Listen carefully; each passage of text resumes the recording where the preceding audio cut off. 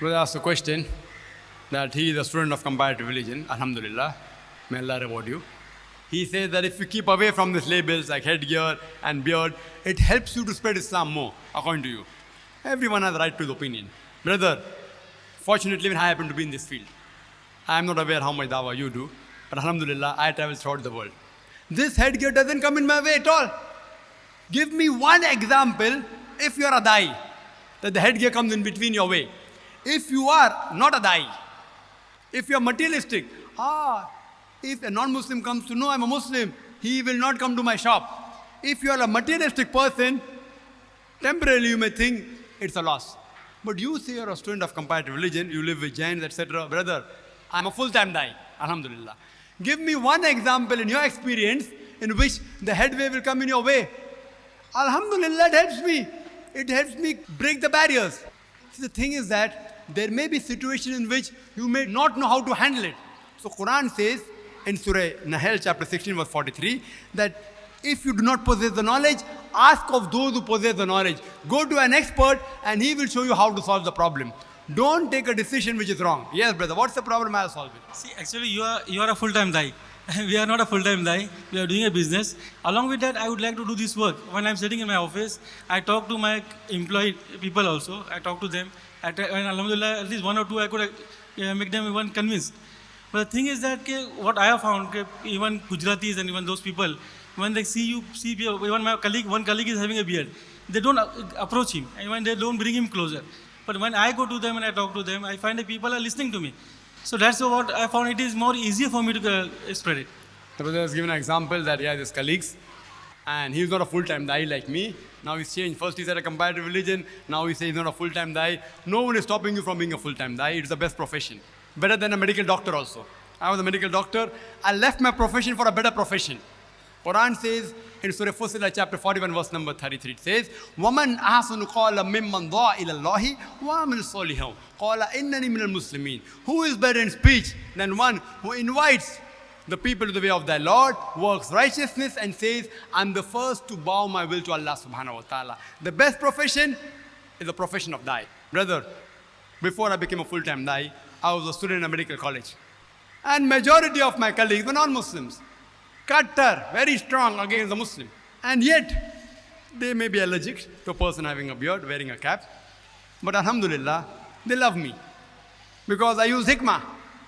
Quran says, you know how to do dawah?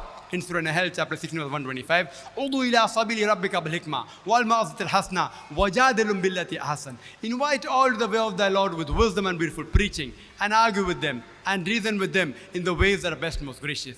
You have to use your hikmah when you do dawah.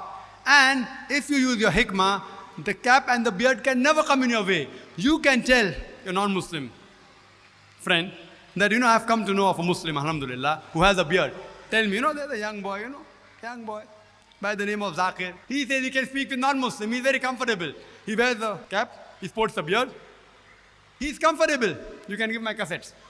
If I don't have the time to meet them personally, you can give the cassette. It does wonders. I don't live with the non-Muslim, alhamdulillah, but these cassettes, they have done wonders. You are talking about convincing one person, alhamdulillah, by Allah's grace, hundreds and thousands have been convinced by the talks, alhamdulillah. So it is only a misconception. It's your inferiority complex.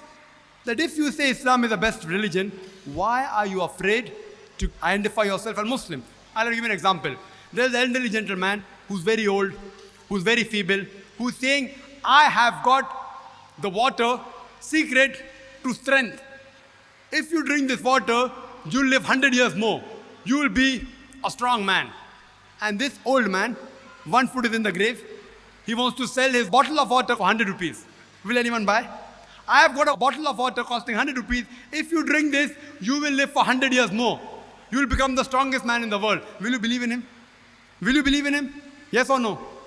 Why? The person 1 foot is in the grave. If the water can give him strength, why doesn't he drink it himself? So if you are spreading Islam and you're afraid to call yourself Muslims, how come you're following the best religion? You are a hypocrite. I'm sorry to say, if you're afraid to call yourself a Muslim and you say Islam is the best religion, that means you're a hypocrite.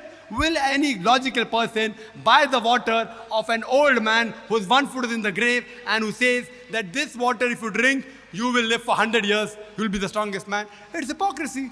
Alhamdulillah, even we meet non-Muslims, and it does wonder. When I pass the customs, the non-Muslims, when they see me, Alhamdulillah, they respect me. Oh, you're the same man who comes on the cable TV. They give me red carpet treatment. They know I'm spreading Islam. People may not know about the other Muslims who keep a beard and a cap, but they know me very well. They respect me. I don't have to bribe. I don't have to bribe, Alhamdulillah. They respect me. Allah opens up the pathways. If you are apologetic, if you have an inferiority complex, if there's something wrong in your heart, that means you're agreeing with a non-Muslim that those who keep a beard, they are wrong. What do you have to do? You start growing a beard and tell your non-Muslim friend, see, previously you used to respect me because I didn't have a beard. You didn't like the people who had a beard. From today, I'm going to start growing a beard, inshallah. Inshallah. And then you tell them that, see, brother, I'm the same. I'm the same man. I'm the same man who has a beard and wear a cap. Now, has my nature changed?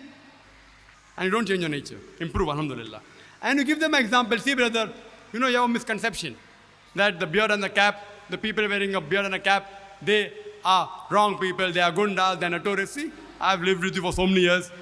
In these few weeks, inshallah, from now, when you sport a beard, you will tell your non-Muslim friend, I have a beard, I'm wearing a cap. Has my nature changed?